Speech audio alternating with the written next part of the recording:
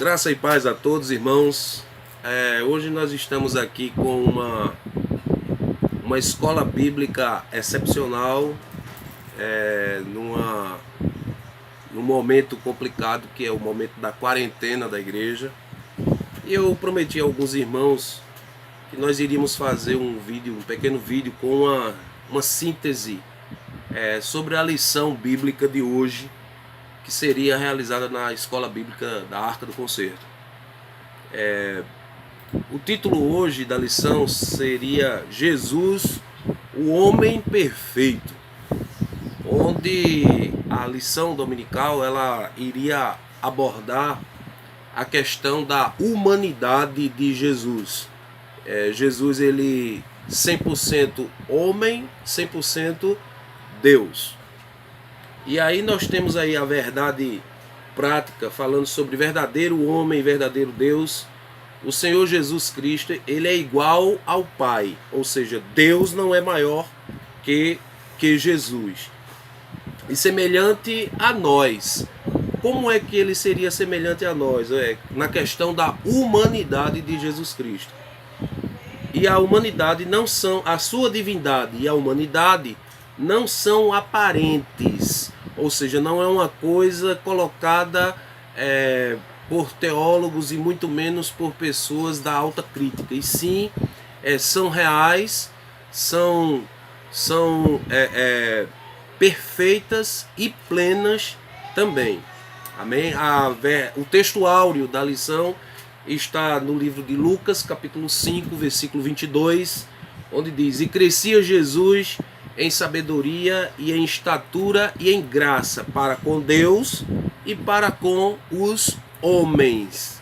Lá em Lucas capítulo 2 e o versículo 52.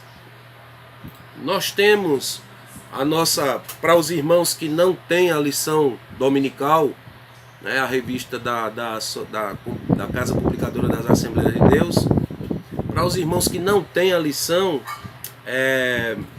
a leitura bíblica fica no livro de Lucas, capítulo 2, versículos 40 ao 52, que diz o seguinte, o texto sagrado: E o menino crescia e se fortalecia em espírito, cheio de sabedoria, e a graça de Deus estava sobre ele. Ora, todos os anos iam seus pais a Jerusalém à festa da Páscoa, e tendo ele já 12 anos, subiram a Jerusalém segundo o costume do dia de festa. E regressando eles, terminados aqueles dias, ficou o menino Jesus em Jerusalém, não souberam os seus pais. Pensando, porém, eles que viria de companhia pelo caminho, andaram o caminho de um dia e procuraram-no entre os parentes e conhecidos. E como não encontrassem, voltaram a Jerusalém em busca dele.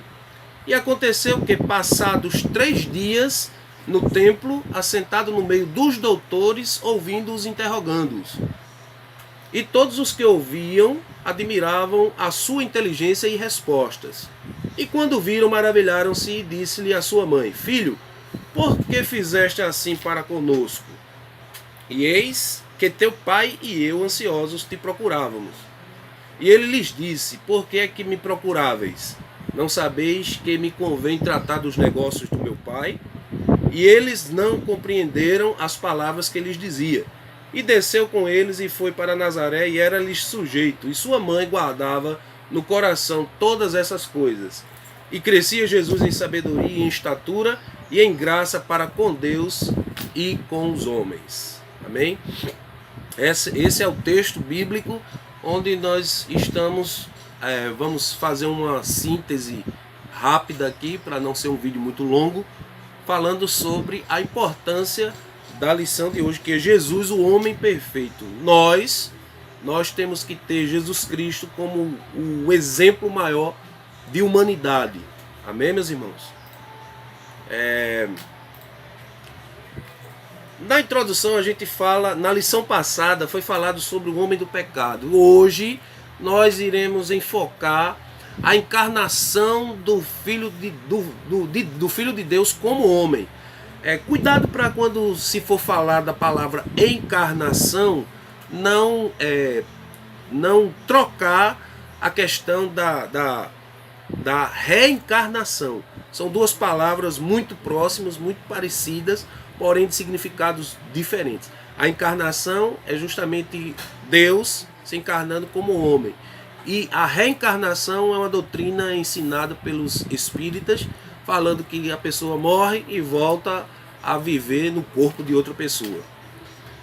Apresentaremos o Senhor Jesus Cristo como um ser humano perfeito. Deixemos de início que a humanidade de Jesus ela não era aparente, porém era real. Jesus Cristo ele viveu, ele veio aqui nessa terra e ele esteve juntamente conosco aqui, com o homem, né? como homem perfeito. Frisamos outro sim que as duas naturezas de Cristo, a natureza divina e a natureza humana, não são conflitantes, ou seja, elas não brigam entre si, as duas naturezas. Porém, elas são perfeitas e harmônicas, ou seja, existe uma harmonia muito grande na humanidade, ou seja, na cristologia completa de Deus, de Jesus. Ou seja, é por esse motivo que somente Ele pode salvar o pobre e miserável pecador. Por quê? Porque Ele veio, Ele sentiu dores, Ele sentiu fome, e as humanidades dele não vai ser conflitante. As duas naturezas dele não vão ser conflitantes, ou seja, elas não vão se chocar. Ele não é mais Deus e menos homem. Amém?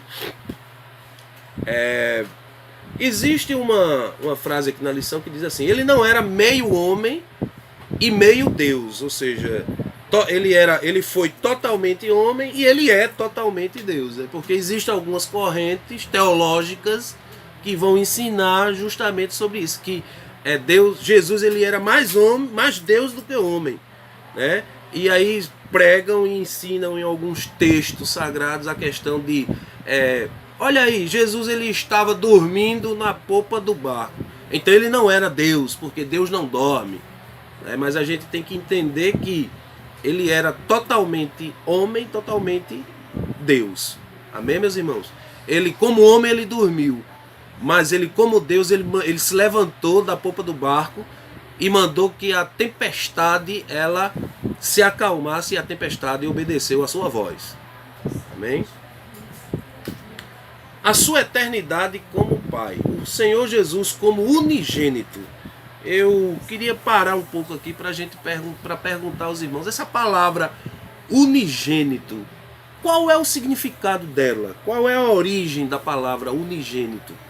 Muitas pessoas confundem unigênito como filho único. E unigênito não é simplesmente não é filho único. Porque a palavra unigênito, eu andei fazendo uma pesquisa nos pergaminhos, né? Por isso que é importante os pergaminhos, amém? Porque sem ele a gente ia estar falando besteira e a gente não pode, a gente tem que ter um norte, amém? A palavra unigênito ela foi utilizada para traduzir o termo, porque a palavra unigênito ela não está na Bíblia. A palavra que está lá no grego é monógenes, amém? Monógenes, e ela significa, esse termo, quando ele foi traduzido para o latim, ou seja, a palavra unigênito não é uma palavra grega, é uma palavra de origem latina, amém? Então a palavra unigênitos, monogênesis, veio a referir, veio ser traduzido por unigênito, e aí geram algumas confusões de interpretações no seu significado. Que confusão é essa? Porque muitas vezes as pessoas dizem que unigênito é filho único só, e não é. Não é filho único, tá? As discussões sobre a interpretação e o significado da palavra unigênito na Bíblia acontecem especialmente pelo fato do termo grego monógenes se referir a Jesus em alguns textos sagrados, tá? Porém, primeiramente a gente precisa entender que o termo grego, tá, monógenes, ele não está necessariamente ligado apenas ao sentido de nascimento ou de criação, tá? Dependendo do contexto bíblico, por isso que é importante a gente entender a questão do contexto bíblico, não ler versículos isolados para querer fazer a interpretação ao seu bel prazer, amém? Pode ser interpretado, então, quando se refere a Jesus Cristo, a palavra unigênito, quando se refere à pessoa de Jesus Cristo, não simplesmente significa filho único, amém? Mas